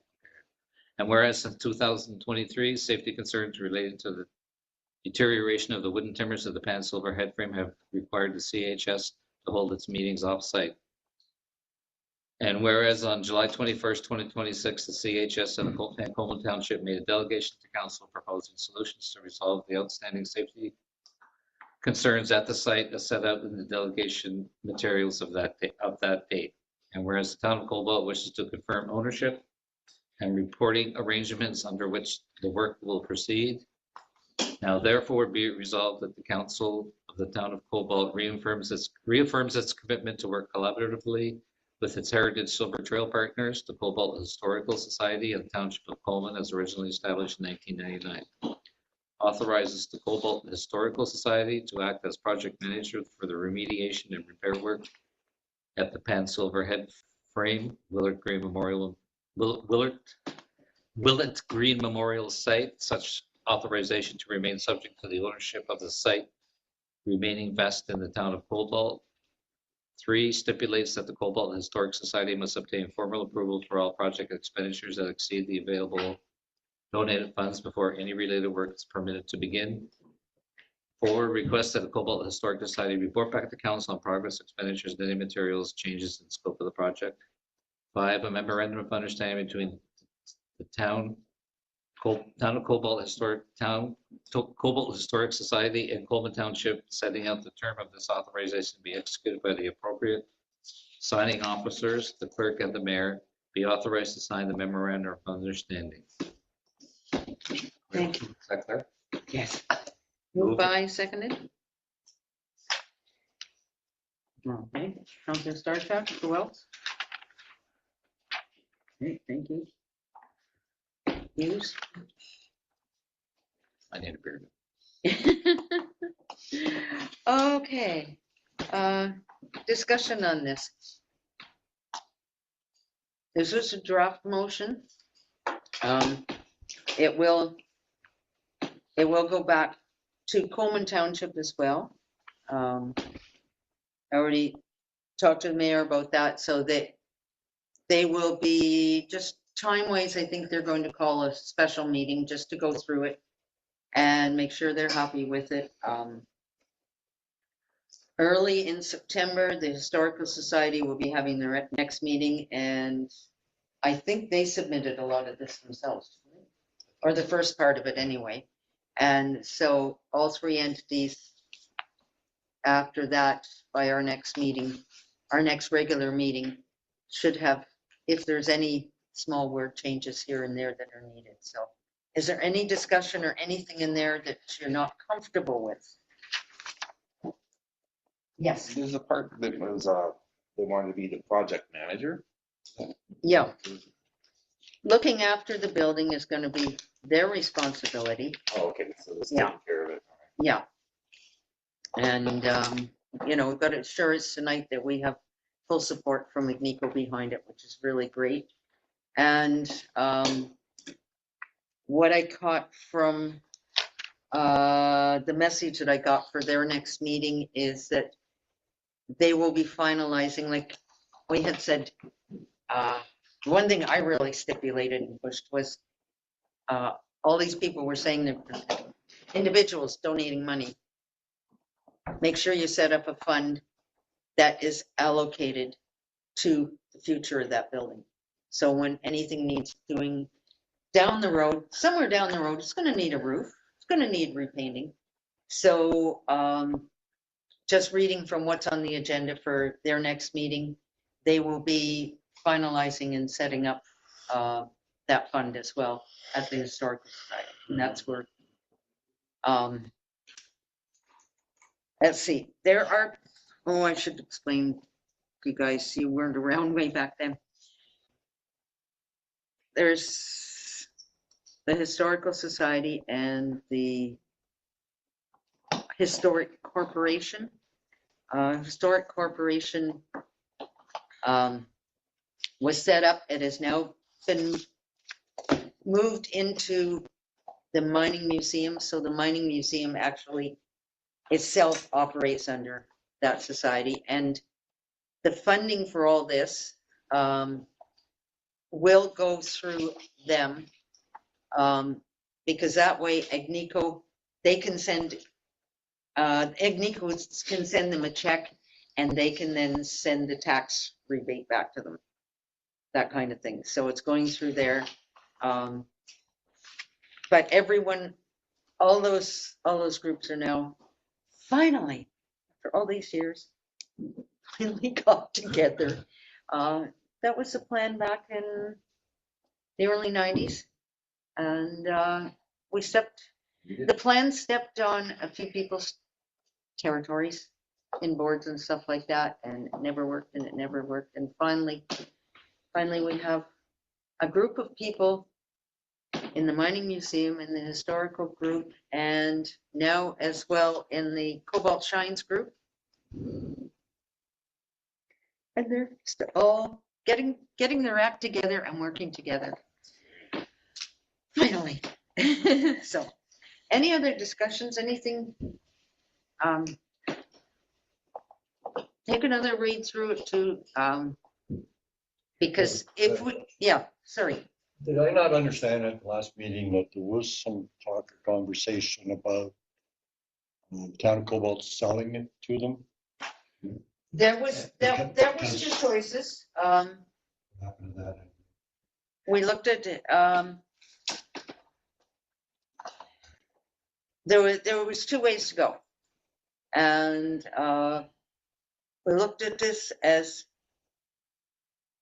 they will be responsible for it, but if it remains Cobalt property, they will be one of the ones that will be paying a rent too. So the building they will have a lease on the building, the same as all the other tourism groups. And They own the building, they'll also be paying some taxes and water or sewage. Will they not? they already pay their own water and sewer. No, sewer comes under tax. They pay their own water, they pay their own hydro there. And if it's just being used for storage water, they may ask for it to be turned on. Yes, sir. What about insurance? Though, Insurance. on the property and the building. Within insurances will be dealt with within those leases. If they are going to have the Okay, insurance. all right. Yeah.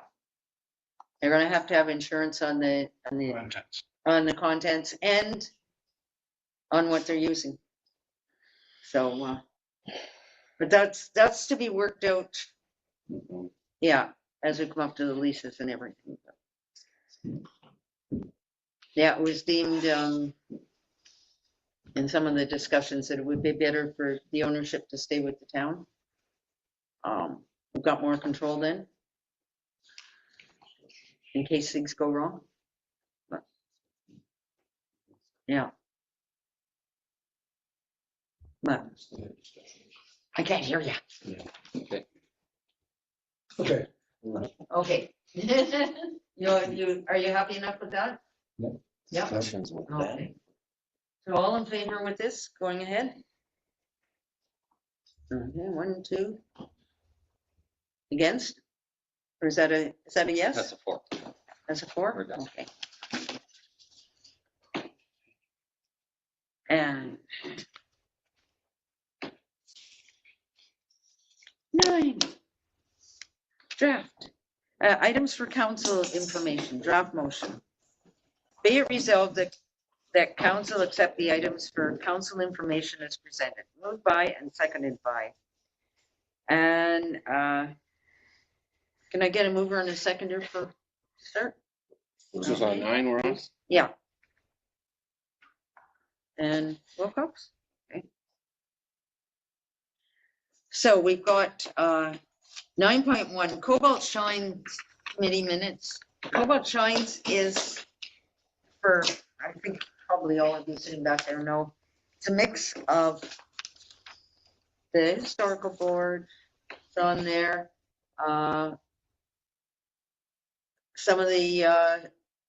some of our community businesses, some of our museum people.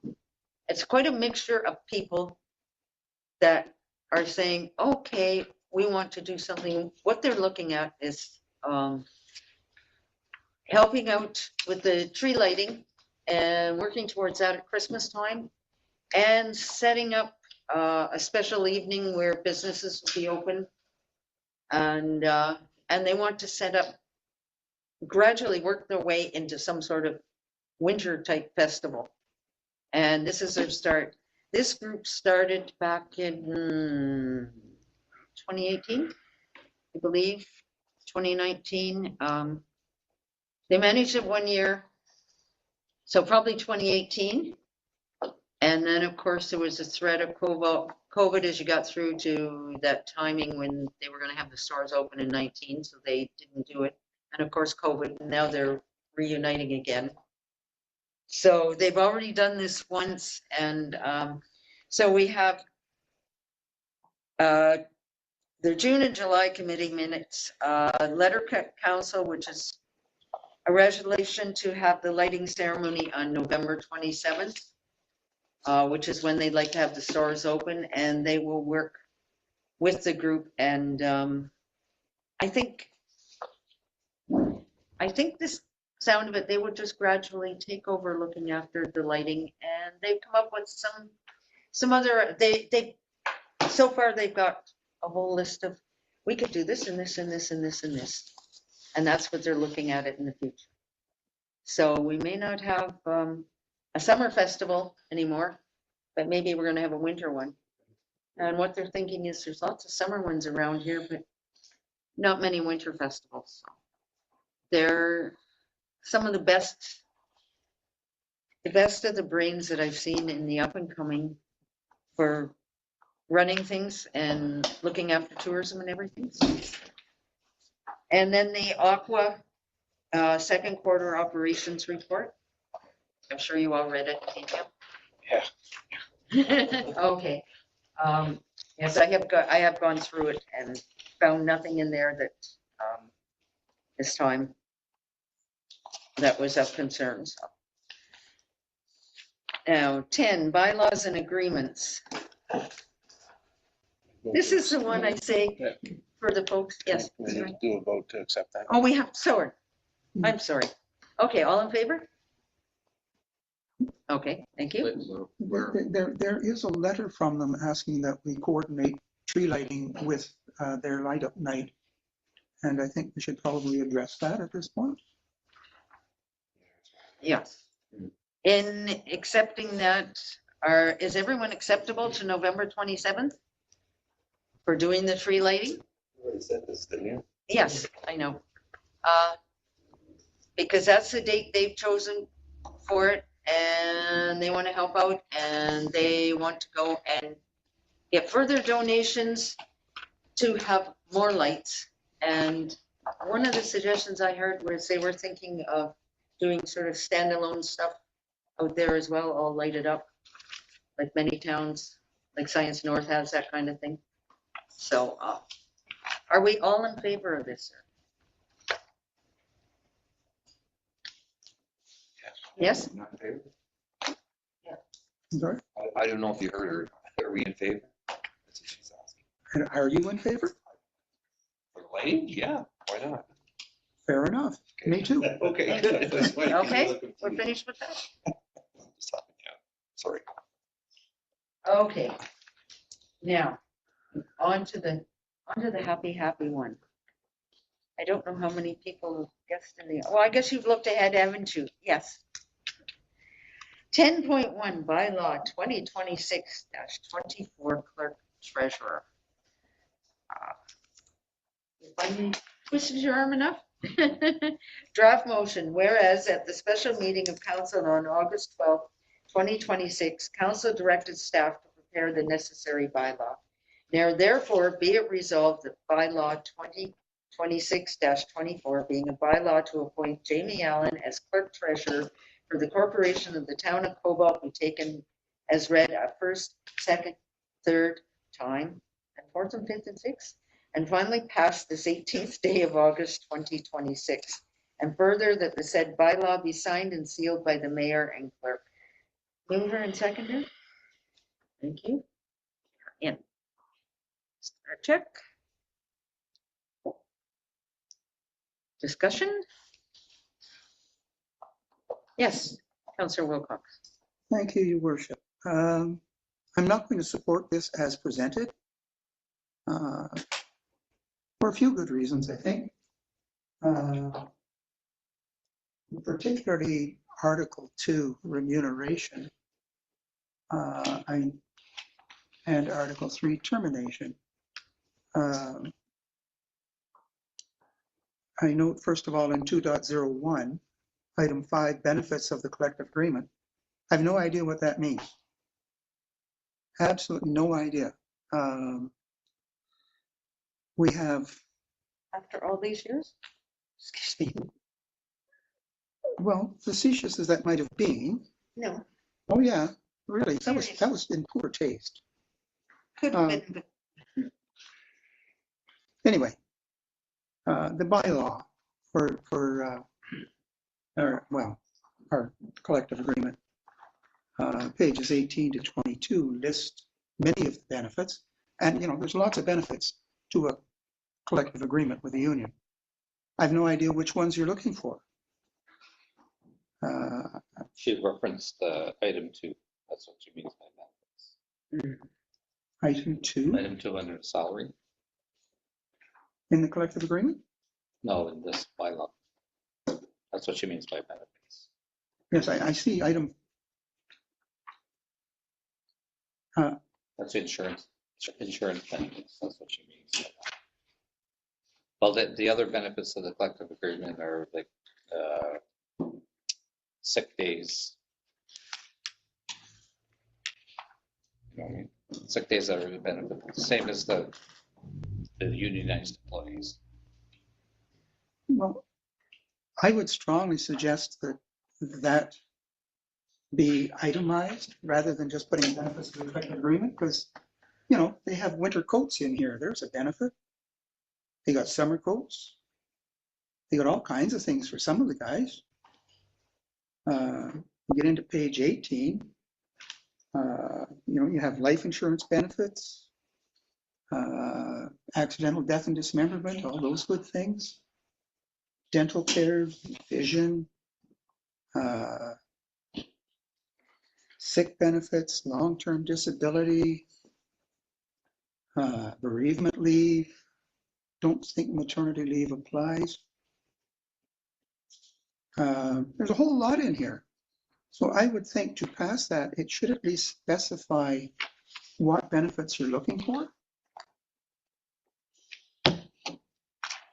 There's a $50 certificate for a Christmas turkey in there as a benefit.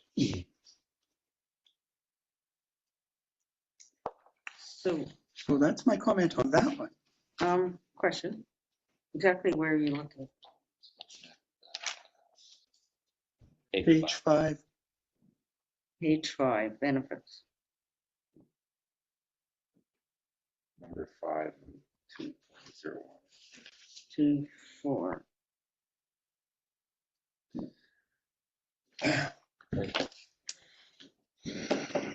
Oh, benefits of the, oh, okay. Yes, Oh, I'm sorry, you're still your turn. I'm sorry. Yes. Go ahead. Thank you. Yeah, go ahead, sorry. No. 2.02, the employer shall pay the employee in accordance with the municipal pay grid as established from time to time. The employee shall commence employment as municipal administrator at, and is blank. So we got no start date being assigned here. Nor do we have an end date. An end date. Is August 17th. This is here the agreement. I'm sorry? August 17th. Says here. page 4. I didn't write this contract, so I'm just, Yeah, 1.01 on near the August bottom of 17th. 4, August 17th. The end dates. On the end date, he promises that he will give us plenty of leeway time in order to find, when he finally decides to retire, to find a new manager and to help train.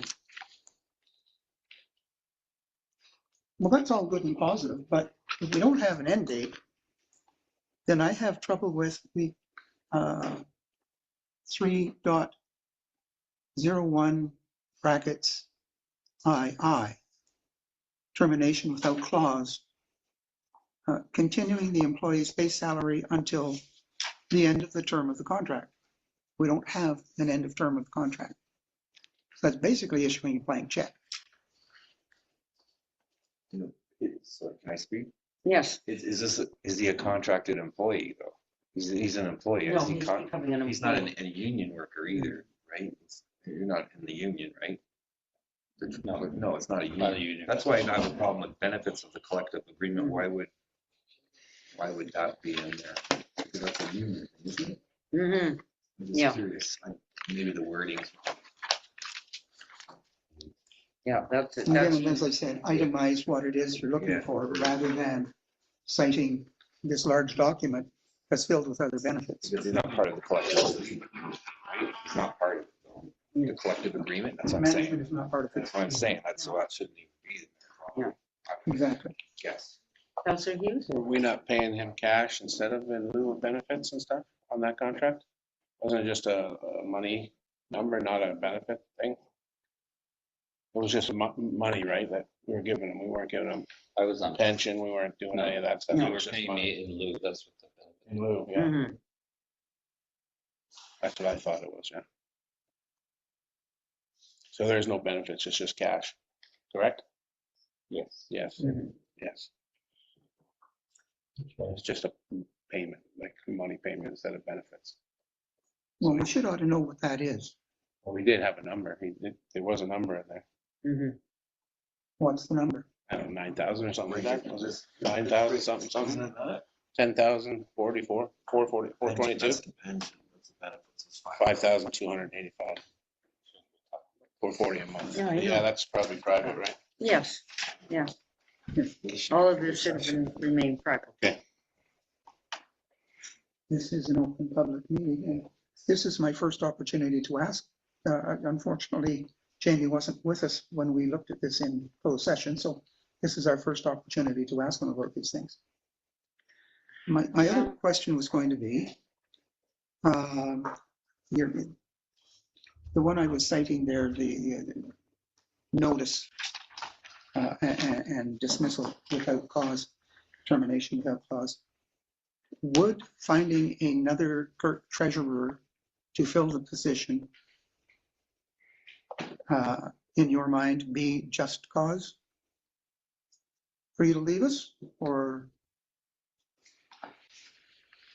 Well, if you're hiring somebody full time, no, that wouldn't be just.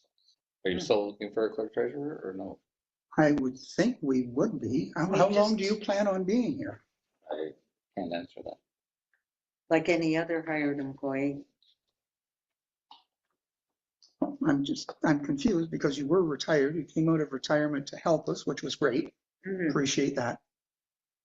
But And what are now you doing now? Are and we- now he's accepting the job offer that we were getting applicants for and not finding the appropriate one. And now he's saying he's applied and we've accepted him. And that's what the meeting was, As a full-time employee. as a full-time employee. Not coming on as a,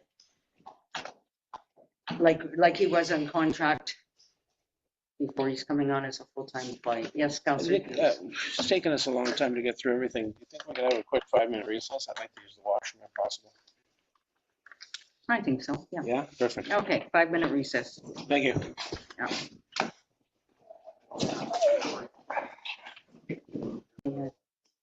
Recording. What about it? This isn't that. Load. Are you sure? Hello and welcome. It's different. This is a Different? Cobalt. Okay. Thank you then. Sorry. Okay, can we go on and can we get this passed? Yes, sir. I would move that we defer this to the next council in December. And that can get it properly written and described. I can't vote for this as it is. Can we not get it done for next meeting? Possibly, itemized? Okay, we have to, he's moving, yeah, and his contract will have run out by then. So, excuse me, he's so moved and, okay. So you have a seconder for that? For deferring it into December? I don't know. So you would ask council. When we would, yes. When that would mean, we would no longer, we would have a meeting in December and legally, we have to have a manager. We would not have a manager then because his contract that we just had with him before would have run out. Ask for a seconder. Seconder, Ask everybody. all in favor of deferring? Seconder. You get a seconder first. Yeah. Oh, you weren't seconding it. No. I was just Okay. saying, ask for Are one. you seconding? Are you seconding, Councillor Ward? No? Okay, you have no seconder. Motion fails. Okay, so can we continue on with this mover and seconder and Vote. vote? Excuse me. There's one. Let me get down to it again. I moved things, sorry. Okay, so mover and seconder. I have Councillor Hughes and Councillor Starchuck moved and seconded at first. All in favor of Recorded vote, please. accepting? Yes, you may have a counted vote. Okay, so we'll start around Councillor Hughes, Yes. Councillor Starchuck. Councillor Ward. Opposed. Mhm. And I'm for. Okay. And we'll make sure everything's filled in properly. Okay. Yeah. So can we go on to 10.2? What do you mean by we'll make sure everything's filled in properly? We just approved it as is. Okay, we'll leave it at that. Yeah, All right. as is proper. Okay.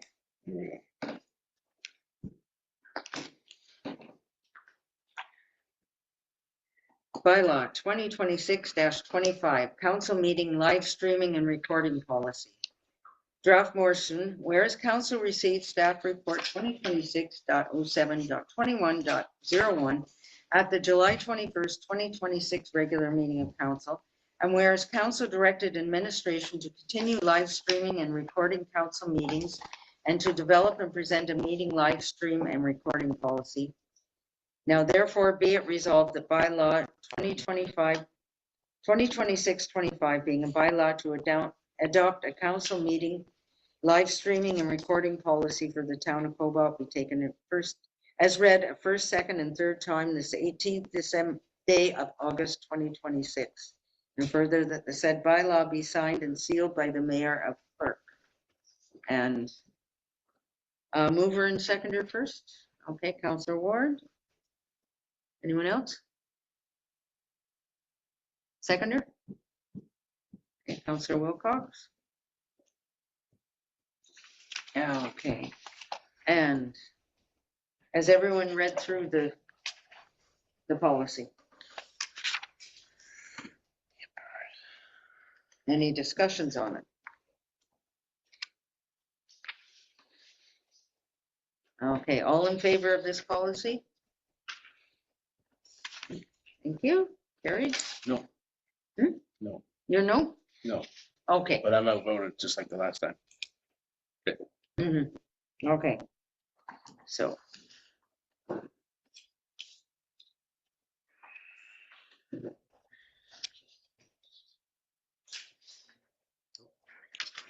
Okay. Okay, so that one's, The windows are up. Jesus. We're on to user fees, next slide. Okay. 10.3, bylaw 2026-26 to establish user fees for the town of Cobalt for 2027 to 2029. Staff report 2026.08.18.05. Draft motion. Whereas council received staff report 2026-08.18.05. Be it resolved that bylaw number 2026-26, being a bylaw to establish user fees for the town of Cobalt, be taken the first, second, and third time this 18th day of 2026. And further, that the said bylaw be signed and sealed by the mayor and council, or mayor and clerk, sorry. Moved by? Okay, Council Hughes. Seconder? Was that, did you wave your arm? Not a chance. Okay. Seconder on this? Yes, okay. Discussion. Counselor Starchuk, discussion. Yes. I would move that we defer this to the next council. You know, this is for the years 2027 to 2029. I don't think in our last couple of meetings, well, our last meeting when we're actually a council, that we should be saddling a future council for 3 years with this. I think whoever's coming in to replace us can figure this one out for themselves. Mm-hmm. Any other discussion? There would be do I have a seconder for the motion to defer? I'll second. Okay. So a motion to defer, and you're fighting over seconding? Okay. All in favor of deferring? I'm in favor. Okay. So we will defer then.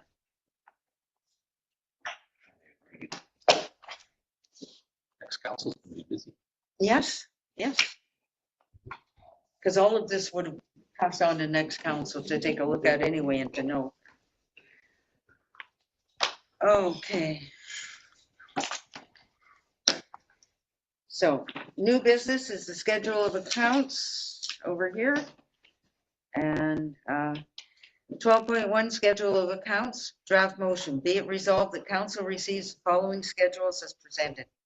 Schedule number 2026-08 in the amount of $367,625.03. Mover and seconder. We're taking a look at these. Okay, Gary, Gary. And seconder. Okay, Councillor Ward.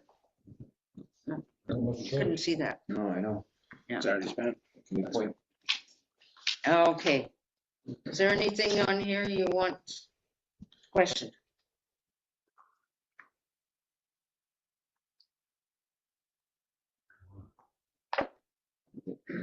I think we should, Yes. I think we should point out some of the highlights here, the big, so that the audience, or anybody, the taxpayers that are listening, understand the $367,000, right? So because it's a little bit higher than normal. Yeah. You mean like when I go choke when I'm signing, Yeah, just looking counter at signing? Yeah. the high ones. Okay. Okay, 41,000 is our next payment for OPP. that's per month. Hmm? That's every month. That's every month, yes. The next one is Aqua, callouts and chemicals. Every time an alarm goes off in the water plant, someone's got to come running from Aqua and check it out and file reports as well and do whatever has to be done depending on why an alarm went off. So That's chemicals too. that's chemicals too, yes. They this time around they were buying more chemicals and we have no choice. They have no choice. Province dictates what chemicals we have to use there. So, and we have to go along with it, or else our water supply is closed down. And the province could do that. They could just say, no, your water plant's no good, and we're all on bottled water. Those kind of things. So next one down, where's another biggie? DSAB, $18,596 for August. Okay. So that's all the OW, the handicap payments, our friends up in the Fraser, and in our other 2 buildings in town and around town, payments to them. And then there's, we've got June policing services in here too. So we've got May and June. That's what makes it higher. Yeah, May and June payments in there. Still 41,000 a month. Yeah, that's another $41,000. Another big one, 58,700. That's the paving. 19 Prospect, 80 Jameson, and the laneway behind the behind the LCBO. That's to Demora Construction, and those were things that were budgeted for getting the paving finished up. The other 2, those pavings, that would have been after water breaks. Yeah. Thank you. Good enough. That's good. Yeah, that's the main thing. Oh, and gee, we have to pay taxes too, Receiver General of Canada. GST taxes, 14,000.